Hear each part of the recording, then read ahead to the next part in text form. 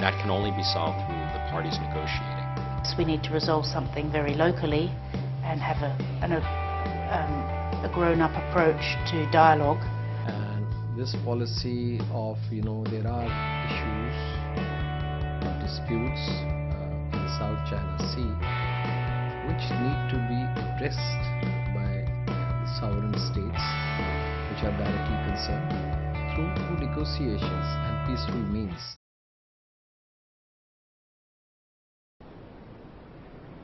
Which advocates peaceful neighborhood. And this policy of, there are issues or disputes in South China Sea which need to be addressed by the sovereign states which are directly concerned through negotiations and peaceful means.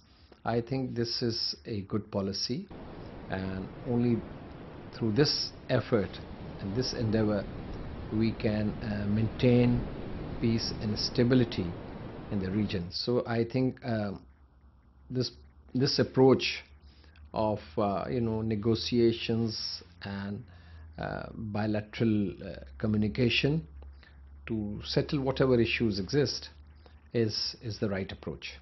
South China Sea is an issue which everyone is concerned about, but our position in Vanuatu is that the parties involved should settle the problem by diplomatic negotiation, bilateral negotiations.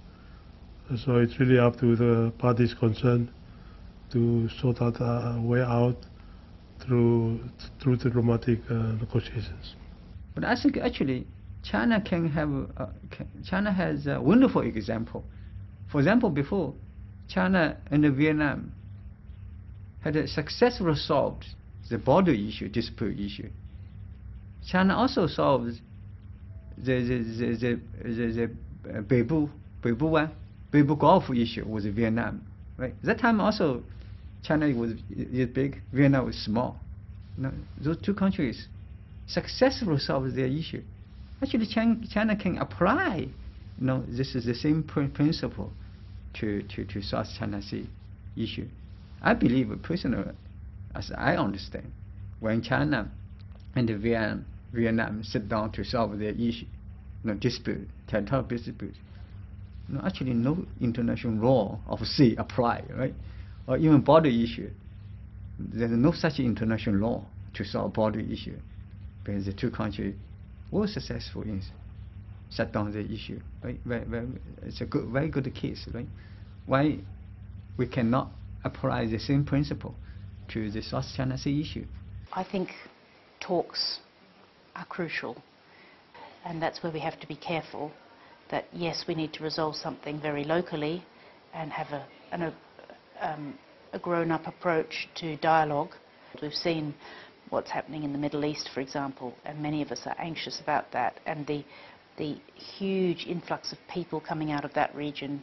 We just need to look at the Middle East to understand how hard it is once we go down a particular route to get back to normal life, to education, to proper services, let alone business or the economy, because once we live in a non-peaceful environment, then everything starts to change, and that's not where we want to be. So I think in principle that's the right solution, in the sense that the problems the sovereignty questions, who owns this territory, that can only be solved through the parties negotiating. 我个人认为，双轨思路是中国和东盟解决南海问题的一个现实选择，也是一个理性的选择。所以双轨思路很重要的就是，南海的和平与稳定不是由中国和美国来维护，也不是由中国和日本来维护，而是由中国和东盟来维护。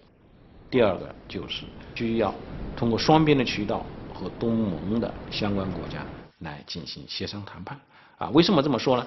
因为岛礁问题是吧，涉及到它的主权，涉及到当事方。如果别人你来参与的话，那是这个问题会更加的复杂化。